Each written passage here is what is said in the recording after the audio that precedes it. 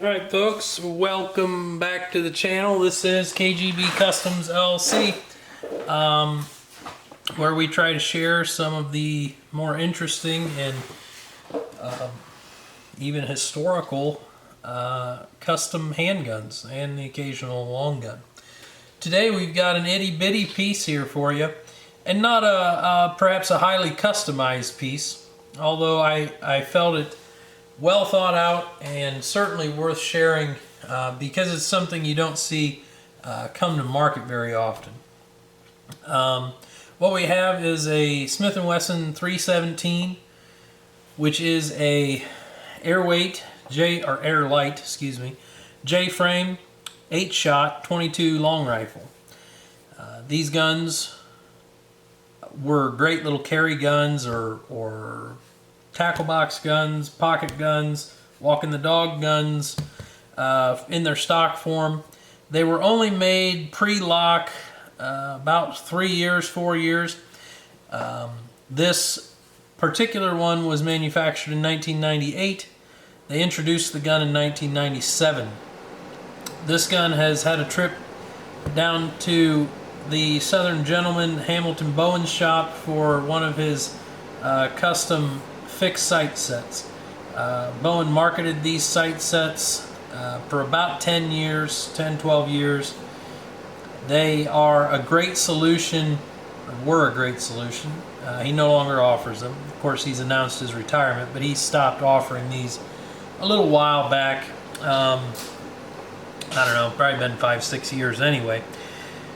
These guns, or these sights rather, are a fantastic solution for getting sights you can see on these little trench sight guns. So the gun originally would have had a very short ramp up front that would have been the same silver color as the rear trench sight, which of course was just milled in the top strap of the gun. A little bit about the 317. It, excuse me, is a aluminum alloy J-frame magnum frame. So when we say magnum frame is when they started putting the 357 in these J-frames, so the windows were slightly larger. Has an 8-shot alloy cylinder, so the cylinder is also an aluminum alloy. This gun tips the scales at just a shade under 11.5 ounces loaded. Which is really going to be hard to beat for a reliable carry gun in any cartridge. The hammer on the original introduction, which this is the Bodyguard hammer. So it is an abbreviated spur hammer. Still enough spur there to cock the gun in single action and fire it that way, but certainly less spur to snag on the draw. They offered it that way for just a couple of years, and then they offered a Ladysmith model which had the full length spur, which came back another 1/4 to 3/8 of an inch in length. They also made a ton of these in 3-inch. There was a version, I believe, with a adjustable rear sight, the little J-frame adjustable rear sight on the 3-inch guns, and fiber optic front sights were offered. The gun, let's see, I don't know, maybe the 3-inch is still in the catalog. I should have looked that up before I sat down here. But the 2-inch is not. It was supplanted by I believe the Model 43 is their current snub-nose 22 offering. Perhaps we'll see a 22 ultimate carry. I know the guys at American Fighting Revolver, Lipsey's, and Smith & Wesson have certainly sold a truckload of those 32 and 38 J-frames. I could certainly see them putting the 22 and maybe 22 Magnum in that same package with the better sights that the Ultimate Carry has. Other things you see on this model you didn't see on many other models is you'll see this groove machine in the bottom of the trigger guard, and that continues up the front strap and the back strap. In the back here, there originally was a pin in there to tie a lanyard on. Like I said, a great backpacker gun, kayaking gun, just kind of a good get off me gun. Certainly, not what you think of when you think of an outdoorsman's gun, you know, a 2-inch 22 long rifle. But for most activities in the outdoors where there aren't bears, large bears, this gun is gonna take care of any problems, which is probably going to be a rabid raccoon or a wild dog or an angry hippie or whatever. So these guns, they didn't produce them pre-lock very long. Like I said, only 3 or 4 years, from 97 to 01, I believe, when the lock was introduced. And that's a bummer. We're seeing, you know, a pivot back from the lock system now, which is great, in my opinion. Those guns have some enhanced features under the hood that we won't delve into now, talking about the new no-lock KL end frames.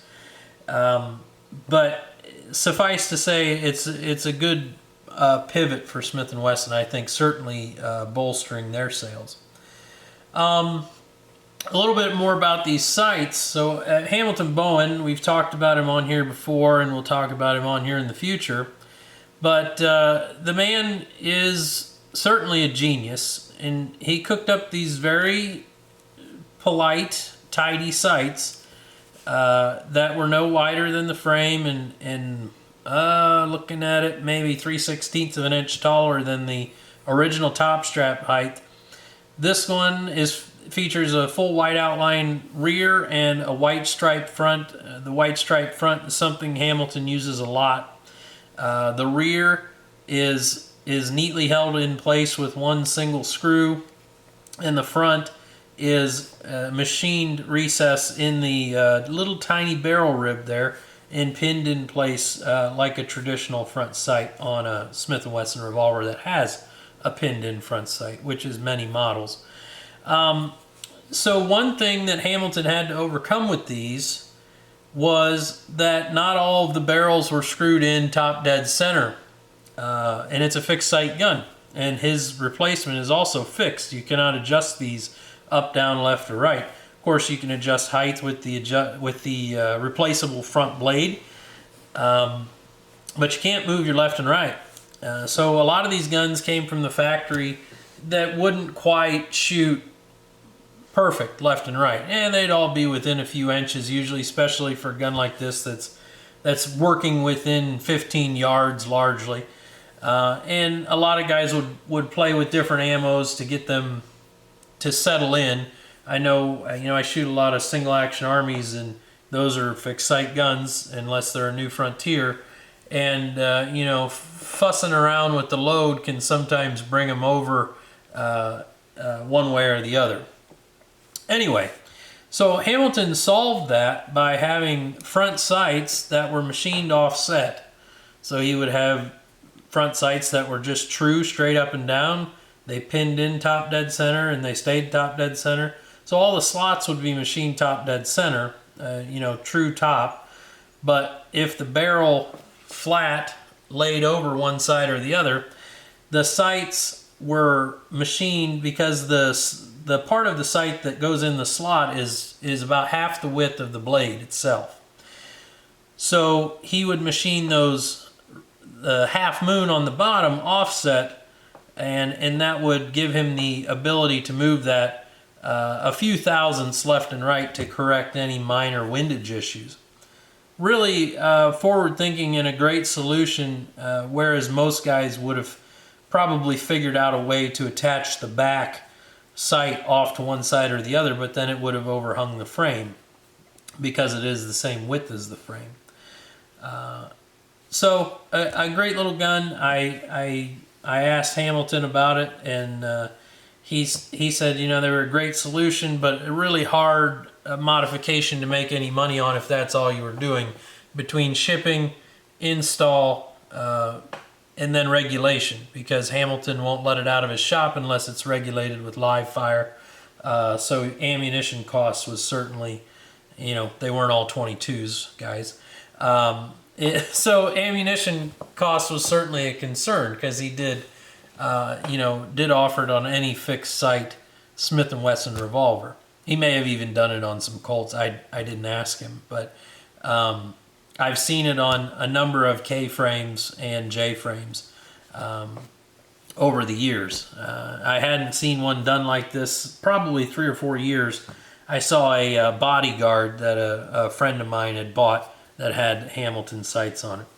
Another thing this gun has had done, probably by Hamilton. I didn't pay him the tariff to get a letter on it because it doesn't really matter, right? It's not a full custom build, but the action on this gun has been tuned, and it's very, very nice.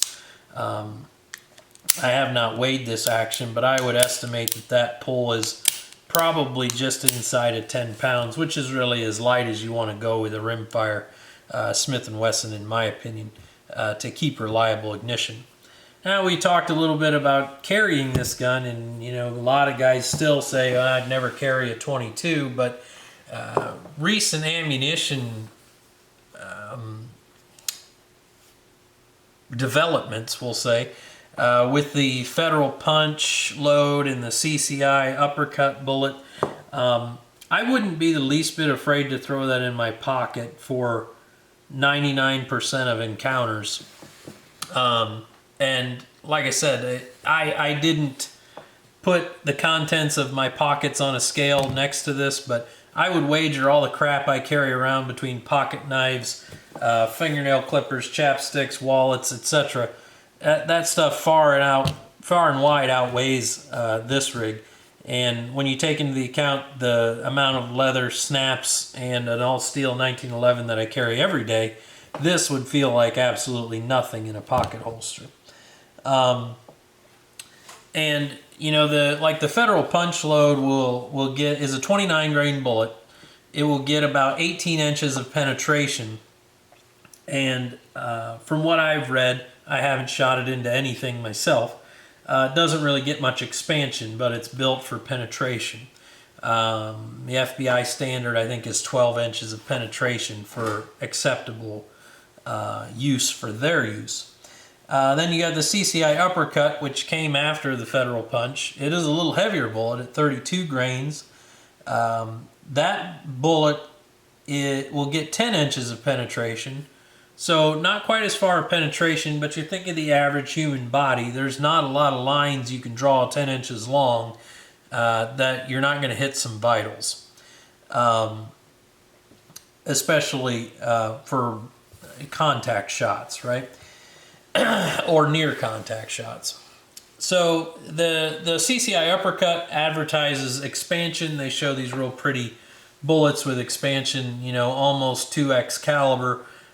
So of the two, I would certainly have to shoot them both out of this gun to decide, see what the gun preferred. But I would probably lean towards that little heavier bullet and a little less penetration myself, because at least for me around here, what I'm likely to have to defend myself from is an angry dog, more than anything, or a rabid possum. But anyhow, enough of my espousing on J-frame carry guns and Hamilton Bowen's custom work. I hope you guys enjoyed the video. I hope you tune in. We're going to have some more customs dropping here pretty rapid fashion in the next, I would say, 2 weeks. I've got a few backed up here to do videos on. But appreciate you all tuning in, and see you back here next time.